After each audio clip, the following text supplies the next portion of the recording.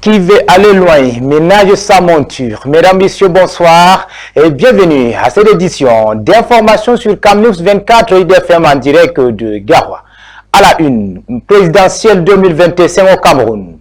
Et le CAM poursuit son travail sur le terrain. La vice-présidente du conseil électoral était à Konolinga. Elle a échangé autant pour moi avec les responsables de l'agence départementale, ceux des antennes communales et les autres acteurs du processus électoral. Les précisions en ouverture du journal. Et en bas de ce journal, comme d'habitude, mesdames, messieurs, vous aurez droit à la revue de presse d'Icalo et Challenge Hebdo. Et voilà pour le sommaire.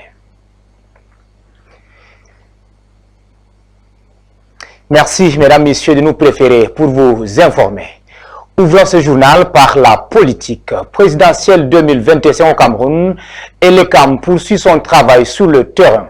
La vice-présidente du conseil électoral était à Akonolinga où elle a échangé avec les responsables de l'agence départementale, ceux des antennes communales et les autres acteurs du processus électoral. C'était dans le cadre de la vérification des opérations d'inscription sur les listes électorales.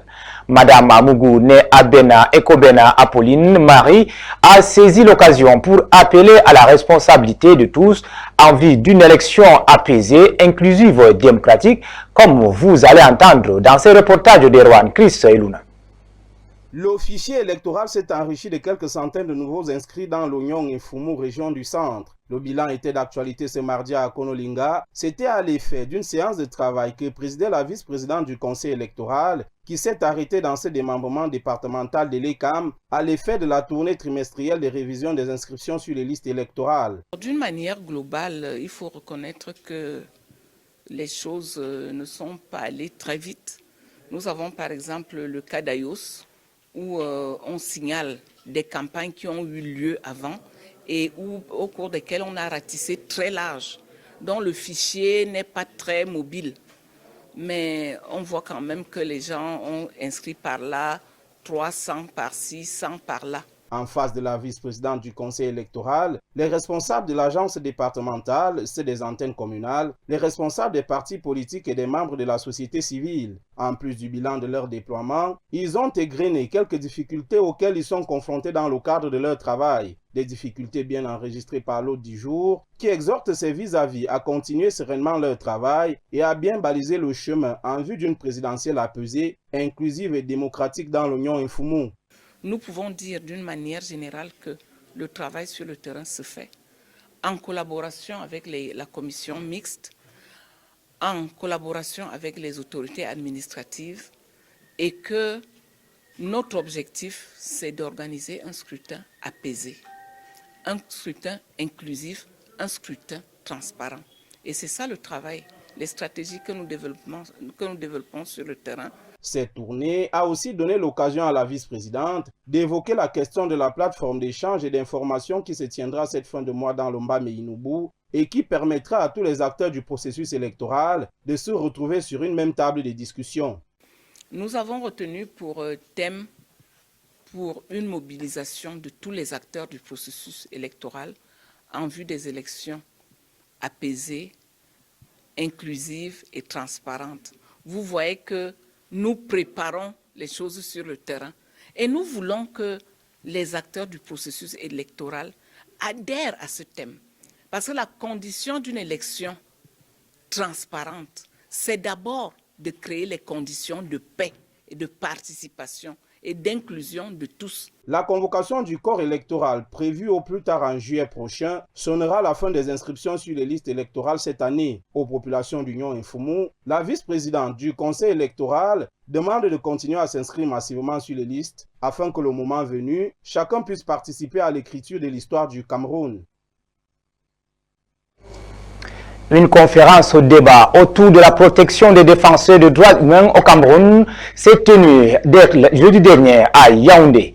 L'événement visait à faire progresser le plaidoyer pour l'adoption d'un cadre législatif national qui garantit la reconnaissance, la sécurité et la liberté d'action des défenseurs des droits humains, conformément aux engagements internationaux pris par le Cameroun. Retour sur cette actualité avec Erwan Christian Eluna, une fois de plus.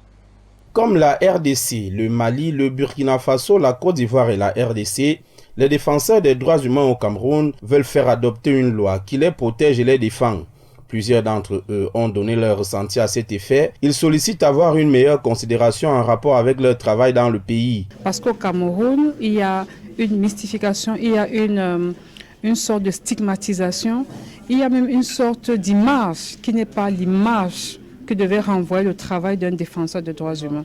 Du coup, le simple fait qu'il y ait vraiment une discussion, un débat ouvert sur la problématique ou sur l'acteur qui est le défenseur des droits humains, pour nous, c'est une avancée réelle. Le projet se heurte depuis lors à la lenteur des procédures administratives au Cameroun. Les parlementaires entendent tout de même accompagner le processus en vue de l'adoption de cette loi qui protégera davantage les défenseurs des droits humains au Cameroun. Nous pensons que le Cameroun peut aujourd'hui se doter d'une loi qui protège et défend les défenseurs des droits humains. Donc c'est dans un engagement fort du Sénat d'encourager les sénateurs à déposer des propositions de loi. Sous cette forme-là, nous pensons donc que le Sénat, à travers ses propres engagements, pourra examiner cette proposition de loi afin qu'elle devienne loi. L'adoption de cette loi constituera donc une avancée majeure pour la démocratie, l'état de droit et la cohésion sociale au Cameroun et montrera l'engagement réel du pays à respecter ses obligations internationales en matière de droits humains. La mosquée KDD a été le théâtre d'une cérémonie empreinte de foi et d'émotion honorant le jeune diplômé de l'école coranique fondée par Malam Daïrou. 4 élèves exceptionnels ont reçu leurs attestations de fin de lecture du Saint-Coran, marquant une étape cruciale dans leur parcours spirituel. Malik Paraizo.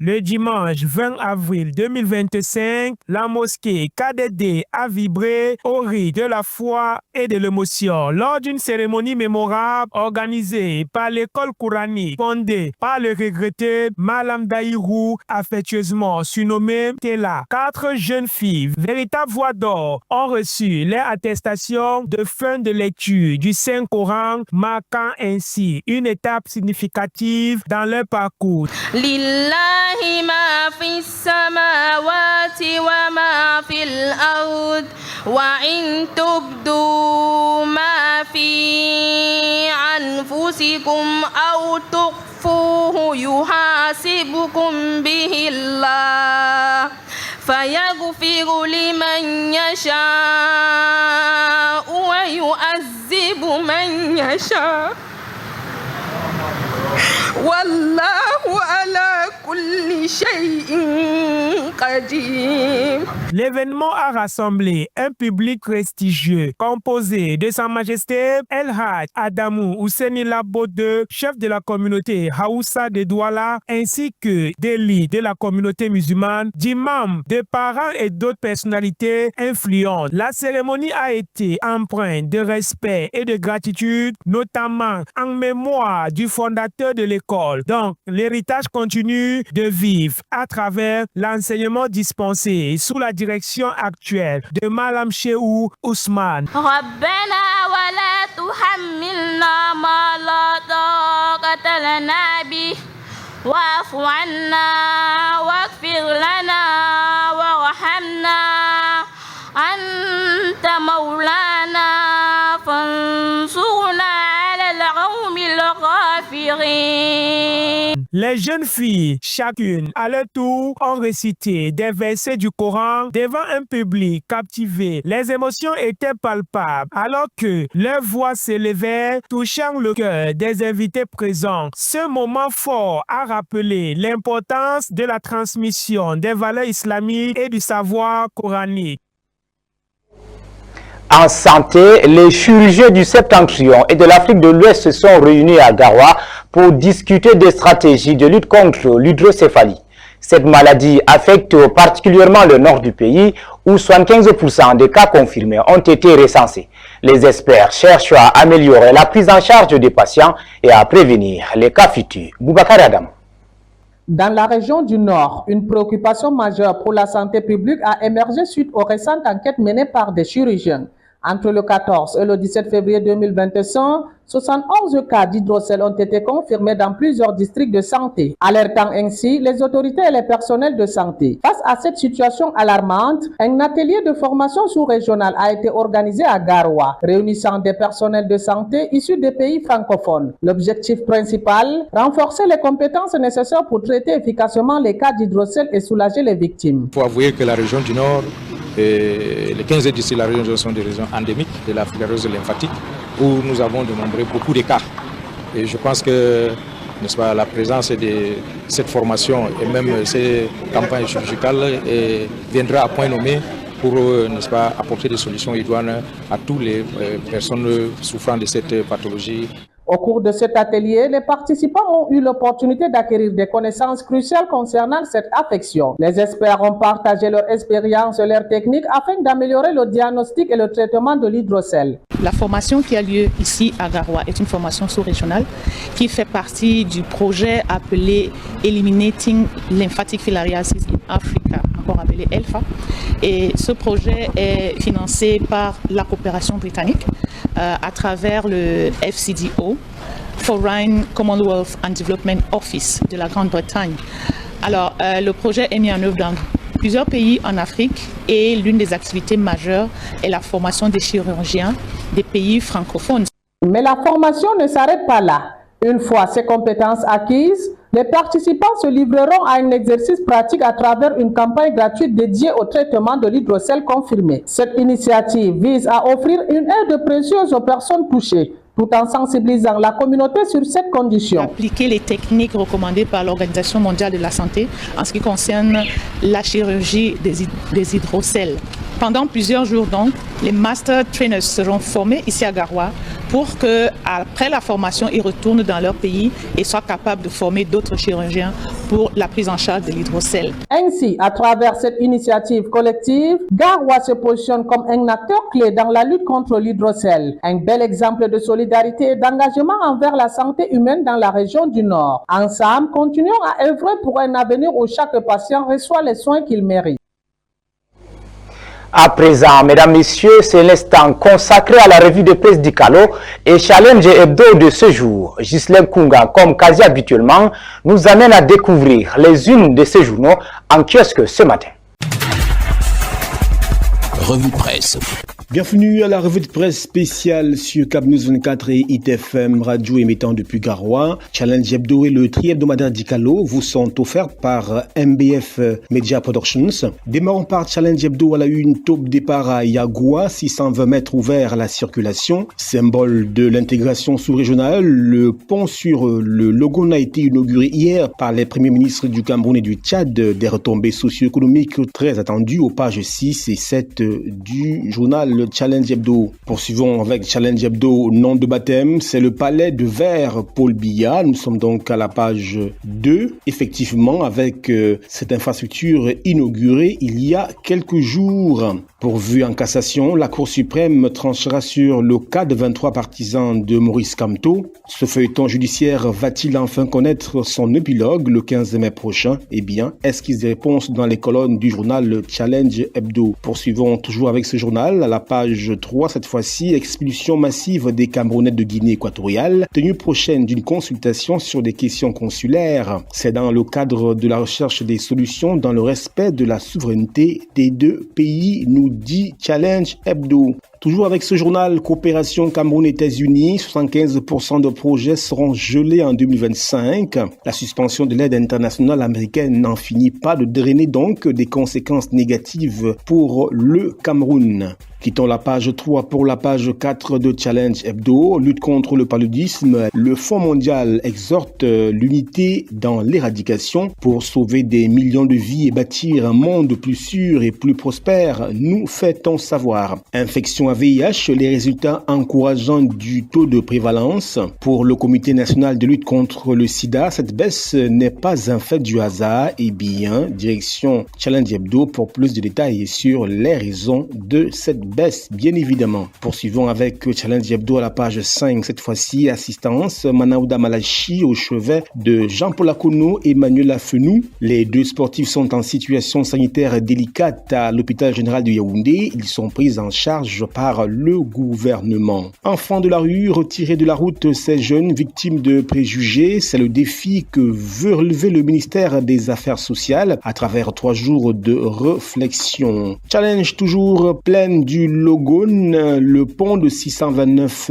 mètres ouvert à la circulation. Les premiers ministres du Cameroun et du Tchad ont conjointement inauguré l'infrastructure routière de 620 mètres ce 28 avril 2025 en présence de plus de 10 000 personnes et personnalités venues du Tchad et du Cameroun. L'événement marque ainsi le top départ pour l'usage de cet ouvrage qui constitue la 2e voie de liaison terrestre avec le Tchad, nous dit Challenge Hebdo, qui pousse la réflexion plus loin et nous parle des retombées de ce pont.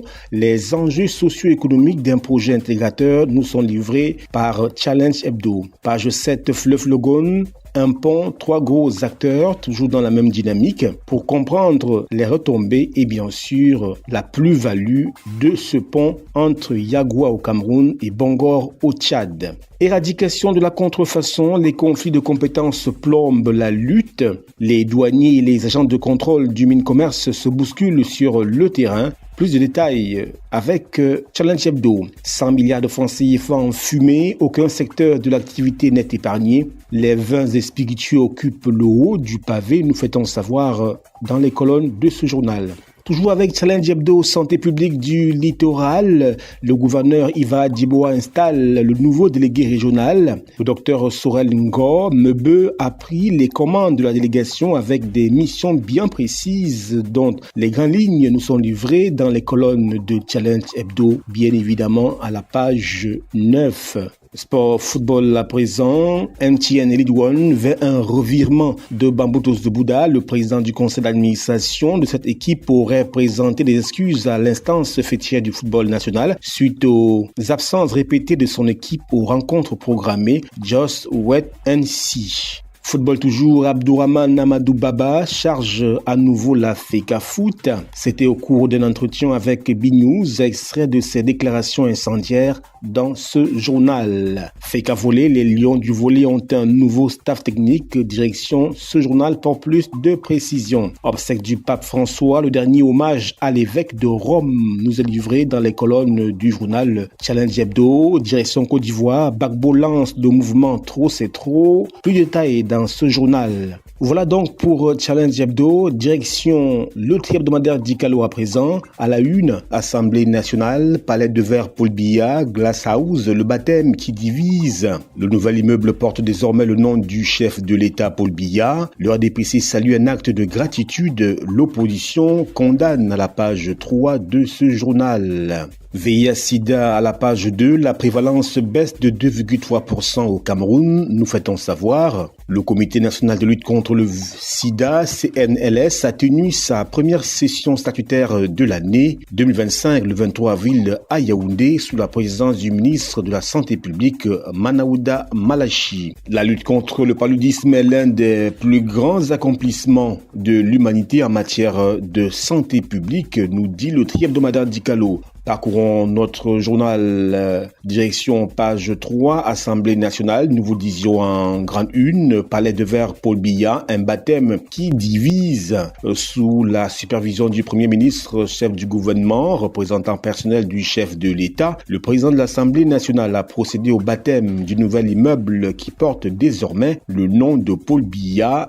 Nous fait-on savoir. Appel à libération, la Cour suprême examine le cas de 23 militants du MRC le 15 mai prochain, nous dit-on. La bataille judiciaire pour la libération de quelques 23 militants du mouvement pour la renaissance du Cameroun pourrait donc connaître son épilogue au cours du mois de mai prochain et précisément le 15.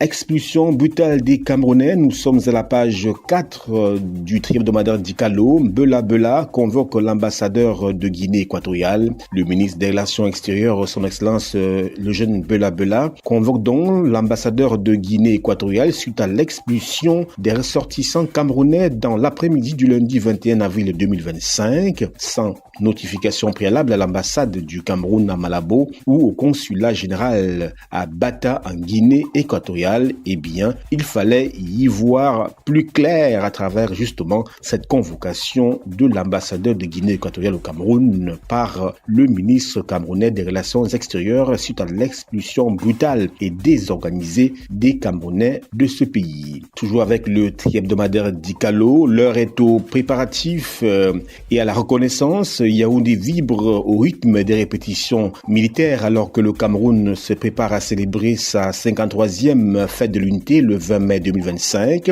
En parallèle, le palais de l'unité a annoncé une augmentation significative du nombre de citoyens honorés pour leur contribution à la nation. Nous sommes toujours à la page 4 du tri-hebdomadaire Dikalo. Poursuivons avec une autre information à la page 5. Conseil de cabinet, le gouvernement va en guerre contre la contrefaçon. 100 milliards de francs CFA, c'est la rondelette somme que le Cameroun paie chaque année du fait de la contrefaçon. Justement, ce phénomène qui fait perdre des milliards donc au Cameroun. Politique et société à la page 6, inauguration du pont sur le fleuve Logone. L'événement a eu lieu ce jour à Yagua dans la région de l'extrême nord. Une concertation animée par le secrétaire général des services du gouverneur de la région de l'extrême nord en présence des responsables du premier ministère a eu lieu auparavant pour justement préparer l'événement qui s'est déroulé ce jour du côté de l'extrême nord. Ce pont construit pour 74 milliards de francs CFA va donc relier le Cameroun au Tchad et faciliter le commerce et bien évidemment l'intégration dans la sous-région Afrique centrale. Il s'agit donc bien évidemment d'un exemple d'intégration dans la zone CEMAC à travers justement ce pont construit sur le fleuve Logone. Fête culturelle et traditionnelle du peuple Batanga, Maï 2025, 109 ans de tradition et d'héritage, nous fêtons savoir. Douala, lifestyle, la friperie, un rituel bien établi, loin d'être une simple alternative économique. La friperie, ou la vente des vêtements d'occasion, s'est imposée comme une pratique culturelle influençant les habitudes vestimentaires d'une large portion de la population doualaise, nous dit le tri-hebdomadaire Dikalo à la page 8. Continuons de feuilleter le tri-hebdomadaire Dikalo. Nous sommes donc à la page 9 avec le phénomène des enfants de la rue. 3 jours de réflexion organisés par le MINAS sur la question, notamment au profit de l'insertion socio-économique des enfants de la rue. C'est donc la problématique au cœur des travaux. En prélude de la 139e édition de la fête du travail, nous sommes toujours à la page 9. Le Fonds national de l'emploi présente ses opportunités. C'était donc le mercredi 23 avril 2025 sous le regard bienveillant de nombreux chefs d'entreprise, de jeunes à la recherche de l'emploi, des étudiants et des élèves des centres de formation professionnelle. Autre chose à présent, sport à Lioum Sidi, des arbitres prennent 50 000, 100 000 pour gâter les matchs. Nous sommes à la page 10 pour lire toute cette situation difficile à laquelle font face les arbitres au Cameroun. Toujours avec Dikalo, hôpital général de Yaoundé, le ministre santé au chevet de 2 sportifs en détresse. Nous sommes à la page 11. 2 sportifs de haut niveau en mauvaise posture à l'hôpital général donc de Yaoundé ont reçu le vendredi 23 avril 2025 la visite du ministre de la Santé publique, le docteur Manaouda Malachi. Nécrologie à présent, obsèques du pape, 150 000 personnes dans les rues de Rome en Italie pour justement exprimer leur dernier hommage au pape décédé il y a quelques jours seulement. Dikalo nous parle également de Kevin Farrell, un proche du pape François, pour assurer l'intérim en attendant bien évidemment la désignation d'un nouveau pape. Voilà madame, monsieur, c'est la fin de la revue de presse spéciale. Le tri-hebdomadaire Dikalo et Challenge Hebdo passés en revue de fond en comble avec le concours de MBF Media Productions. Au revoir.